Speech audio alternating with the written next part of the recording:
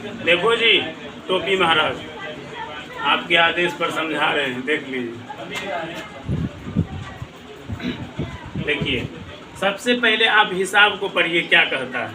उसमें कह रहा है कि एगो समकोण त्रिभुज दिया है आपके हिसाब में, और वो कह रहा है कि वो जो है उसके आधार से उसकी ऊंचाई 7 सेंटीमीटर कम है। कितना सेंटीमीटर कम है? 7 सेंटीमीटर। हम आपको पहले भी बताए थे, जब किसी भी संख्या में के कम है तो घटा देंगे, अगर के ज़्यादा है तो जोड़ देंगे। क्या करेंगे? जोड़ देंगे, ठीक ना। तो सबसे पहले हम क्या किए, एक फोटो बना ली। ये समकोण त्रिभुज है। समकोण त्रिभुज का एक नियम होता है कि समकोण त्रिभुज में एक कोण 90 डिग्री होता है। ये जो लिखे हैं ना, ये 90 डिग्री। कितना डिग्री है? 90 डिग्री। वैसा त्रिभुज जिसका एक कोण का मान 90 डिग्री रहता है उसको समकोण त्रिभुज कहते हैं, ठीक ना। ये देखिए समकोण त्रिभुज हम बना दिए। जो बोला था लिख दिए। बोला कि सबसे बड़का भुजा कर्ण होता है। आपको त्रिकोणमिति शुरू किया? नहीं किया है?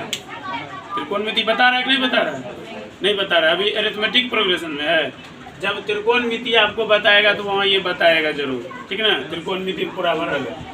उसके बाद हम लिख भी दिए हैं। ये सब कर्ण जो है नहीं बदलता है, बताएगा आपको।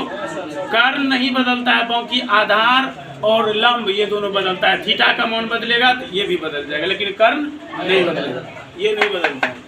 लंब लिख दिए, आधार लिख दिए, जो दिया था उसको लिख दिए। उसके बाद देखिए, माना कि समकोण त्रिभुज का आधार 1 सेंटीमीटर, कुछ भी मान लो, x y z तुमको जो मानना है, तो उसकी ऊंचाई x - 7 सेंटीमीटर होगी। आपकी किताब में दिया हुआ है। कम है तो घटा दिए, हम लिख भी दिए।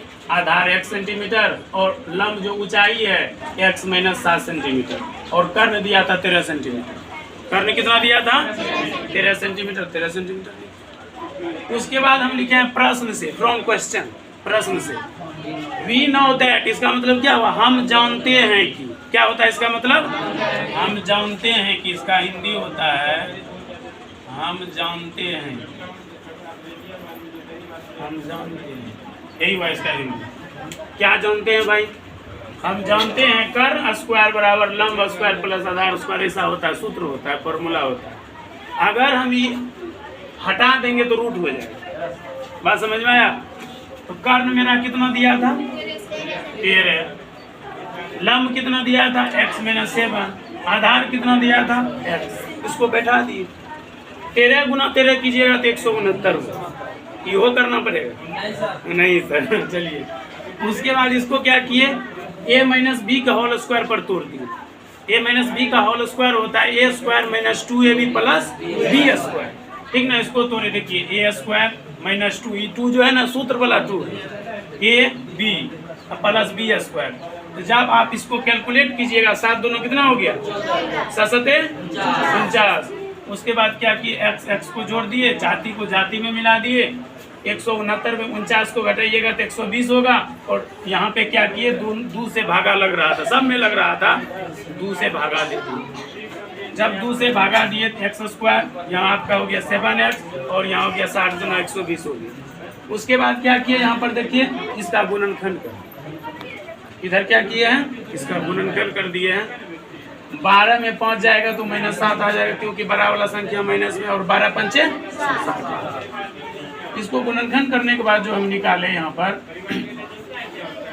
एगो मान निकल गया 12 और एगो मान निकला -5। लेकिन याद रखिएगा, हम ऋणात्मक मान नहीं लेंगे, उसके बदले में लिख देंगे प्लस।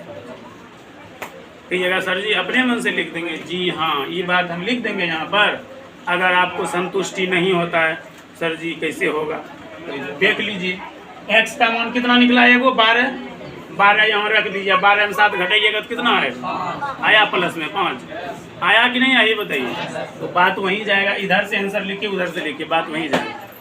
देखिए दूसरा बात, मैथमेटिक्स जब आप लोग बना रहे हैं, बार बार बनाते हैं, फिर भी आप लोगों को समझ में नहीं आ रहा है, बना नहीं पाते हैं हिसाब, आप लोग का आगे में फिर एग्जाम आने वाला है, जिसमें कि जो चैप्टर से हम पढ़ा रहे हैं उससे भी सवाल है, और जो इंदर सर जी पढ़ा रहे हैं आपके, उससे भी सवाल रहेगा।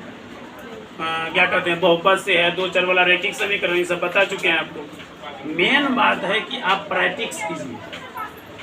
आप आप लोगों के पीछे कमज़ोर होने का क्या कारण है? बेसिक कमज़ोर है, आप लोग का बेसिक कमज़ोर है। और दूसरा बात क्या है, माहौल सही नहीं दे पा रहे हैं आप लोग। विद्यार्थी में पढ़ने का एक जुनून पैदा होना चाहिए, ऐसा नहीं है आपके बैच में। जुनून पैदा रहता है, भूत को तेज हो जाता है। जब आप लोगों को मौका दिया जाता है कि आपका बेस कमज़ोर है, आप पढ़िए, तो पढ़बो नहीं करते हैं। बताइए कैसे पास होइएगा? आप ही लोग सोच करके विचार कीजिए।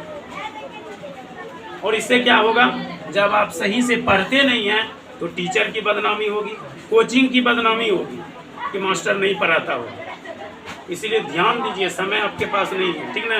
इसमें समझाने वाला कोनो बात नहीं था, फिर भी हम सब कुछ हम पहले लिख दिए थे बारीकी से, और इसको हल कीजिए। यहाँ गुणनखंड किए, गुणनखंड करके आंसर निकाल सकते, ठीक है।